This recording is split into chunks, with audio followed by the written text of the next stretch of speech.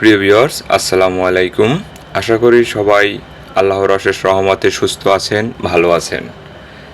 আবারও নতুন একটি ভিডিও নিয়ে আপনাদের মাঝে হাজির হয়েছি। আর ভিডিওটির বিষয়বস্তু হলো, আমাদের স্থানীয় বাজারে প্রতি সপ্তাহে শুক্রবার দিন বাজার বসে, আর সেখানে কিছু সবজি চারা, ফুল গাছ চারা এসেছে, যেগুলো দেখে আমি মুগ্ধ হই আর কেনার আগ্রহ প্রকাশ করি।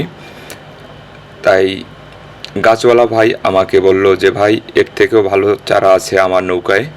তাই তার নৌকার উদ্দেশ্যে আমি তার আমাদের এখানে নদী আছে, নদীর পাড়ে আসি আর তার নৌকা থেকে চারা নেওয়ার জন্য তার নৌকায় উঠতেছি।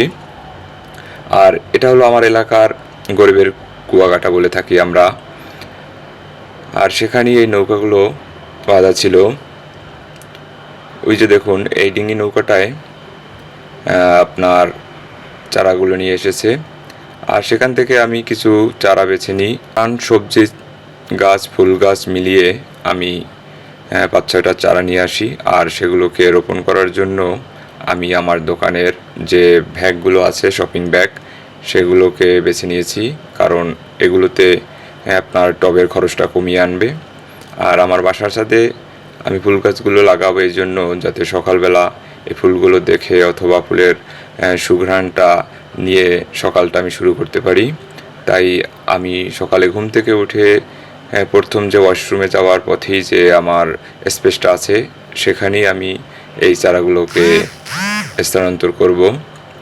আর এর জন্য আমি মাটিগুলো জৈব সার আর মাটি মিক্সড করে নিয়ে নিচ্ছি। আসলে মাটির সাথে জৈব সার দিলে গাছের গ্রোথগুলো ভালো হয়, আর আপনার রাসায়নিক সার ছাড়াও গাছগুলো খুব হেলদি থাকে।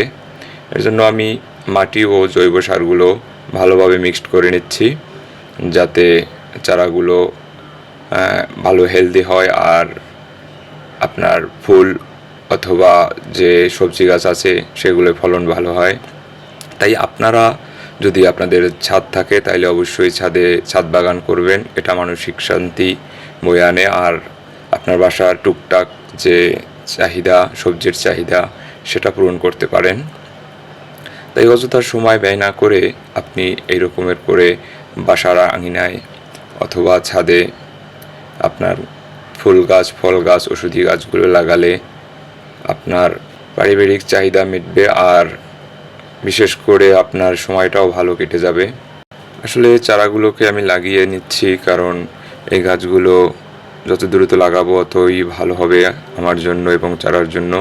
তাই গাছগুলো আমি সুন্দরভাবে আপনার শপিং ব্যাগগুলোয় মাটি ভর্তি করে এই গাছগুলোকে লাগানোর জন্য সুন্দরভাবেই করে নিচ্ছি। আর এই গাছগুলোকে ওর যে আপনার ব্যাগটা করে লাগানো ছিল, সেই ব্যাগটাকে চিরে আমি আমার সেই শপিং ব্যাগে স্থানান্তর করব বা রোপণ করব।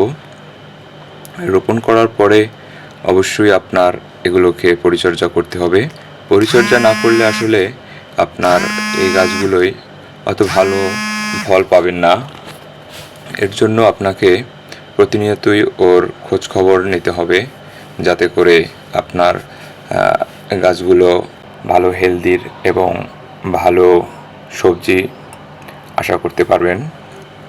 তাই আপনারা এই গাছগুলোকে এমনভাবে রাখবেন যেখানে আলো, বাতাস, রৌদ্র সব কিছুই ওরা পাবে। সেখান থেকেই আসলে মূলত ওরা খাবার সংগ্রহ করে থাকে। আর এই শপিং ব্যাগ করে আপনি সুন্দরভাবে লাগানোর পরে ঠিক আপনার একটু পানি দিয়ে দেবেন। এতে করে হবে কি, আপনার ওর শিকড়গুলো গজাতে সাহায্য করবে।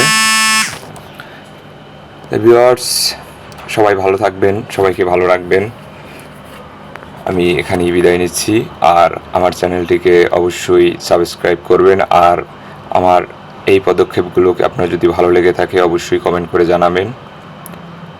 সো আজকের জন্য আল্লাহ হাফেজ।